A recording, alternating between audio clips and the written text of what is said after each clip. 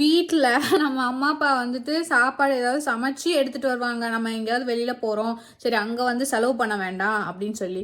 கல்யாணத்துக்கு அப்புறமும் என் ஹஸ்பண்ட் பண்ணுற வேலையை பாருங்க. கிறிஸ்மஸ்க்கு ட்ரெஸ் எடுக்க போகிறோம், இவங்க என்னடானா அங்கே பசிக்கும்ல அப்படின்னு சாப்பாடை எடுத்து பேக் பண்ணிட்டு இருக்காங்க. Yeah, you might be hungry on the way back, babe. But we are going out for eating out, right? You're not going out for eating out. You're going out for shopping, for clothes, for Christmas thingy. You should not spend money in the restaurant if you have food here. So I'm packing this in case you are hungry, you're gonna eat. நான் கிளம்பிட்டு இருக்கும்போது என்னடா தடபடலாம் sound கேட்குதுன்னு கீழே வந்து பார்த்தா உட்காந்து அவங்க வந்து ஃப்ரைட் ரைஸ் ரெடி பண்ணி அதை வந்து பேக் பண்ணுறாங்க. கேட்டால் அவங்க வந்துட்டு நீ வெளியில் நம்ம வந்து எதுவும் சாப்பிட தேவையில்லை, காசு செலவு பண்ண தேவையில்லை, இதை எடுத்துகிட்டு போகலாம், உனக்கு பசிக்கிறப்ப நீ கார்லேயே உட்காந்து சாப்பிடுன்றாங்க.